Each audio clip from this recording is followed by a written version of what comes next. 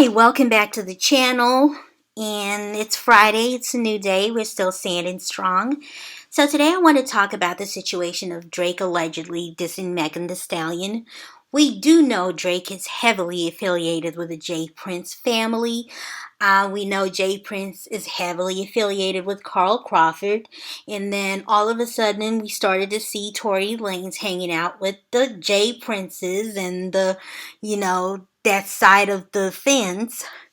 And now we see Drake sending an alleged diss to Megan Thee Stallion. But Megan Thee Stallion's attorney has spoken out, so let's listen to what he got to say, and then I'm going to give a short commentary after that. Is Megan feeling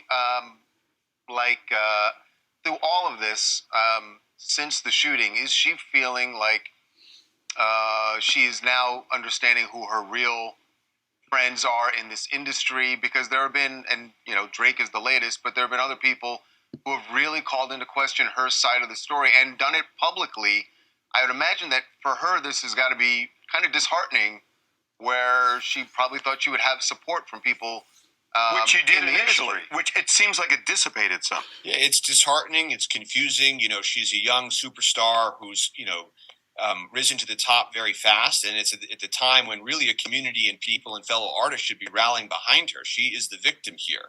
And I'm just going to tell you, and I say this as words of caution, and I know many of the folks across the industry, but those people are going to look very silly when the facts fully come out here. Very silly, and it's going to be troubling, and it's going to be a stain that stays with them. Here you have real people that know each other, that are part of an artist community, some people that I know personally, and they're saying things and taking a position on something that I just cannot fathom why they're doing that. And I just know the profound regret they're going to have when the facts and the truth come out. Is she confident about that? She's confident in that because the evidence is confident in that. Because these things, are irrefutable and can't be cross-examined, and truth usually comes out in courtrooms. And I'm confident that it will here. And I can tell you, in all the high-profile wars and the circuses, I've never seen a situation where people are going to the defense of a man who shot a woman. Never seen it before. And I think everybody needs to take a step back and remember that there are facts here and that the facts matter. Why is he getting this kind of support? And From why lots of people, and why not are just people Drake, going for some reason. after Megan?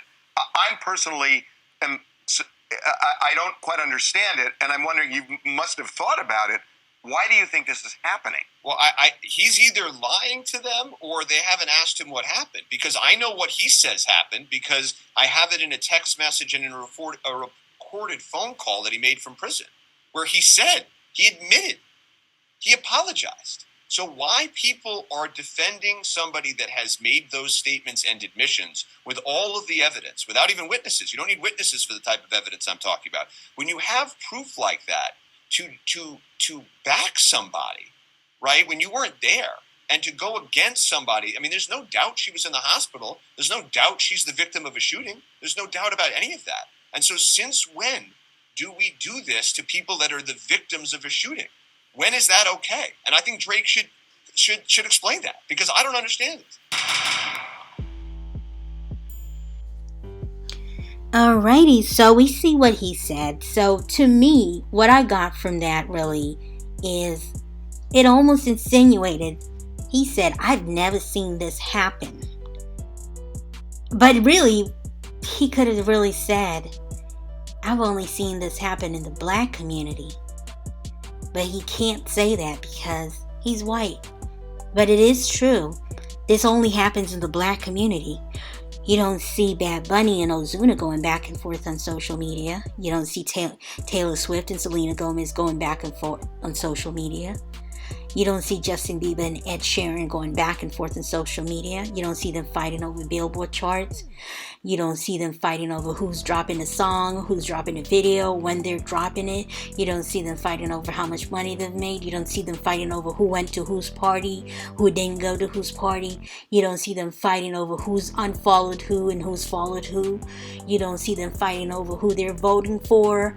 You don't see them fighting over money, businesses, ideas. they're not doing that online. They're just not. If they're doing it in private, they're doing it in private. And granted, that would be the way to do it.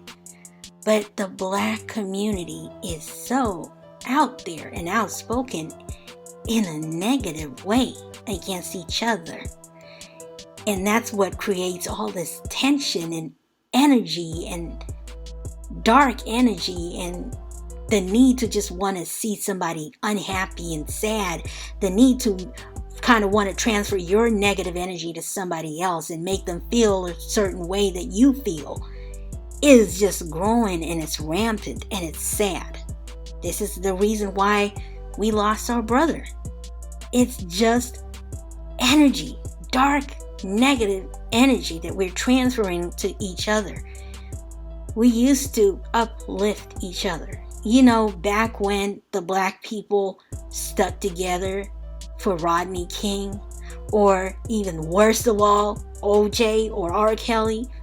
At one point in time, black people did stick together. It's like, yeah, we know we're doing it something wrong, but this our brother. We're sticking by him. Those days are gone. Like now, look at people. They're not even sticking by Kanye West. But I'm telling you, if this happened to somebody else, they stick by their people. They just promote from within. But the black people are not even promoting from within to be able to even stick together when it counts. Now, you see what's going on with Kyrie Irving and Kanye West. Kanye West is a different story. But one point that he did make that is true, is valid, is that this is going on. This is really going on. And we see how Kanye proved that point. Wearing a White Lives Matter shirt. Talking about slavery is a choice. Talking about George Floyd not dying at the hands of police. Talking about Black Lives Matters. He never lost anything until he said the J word.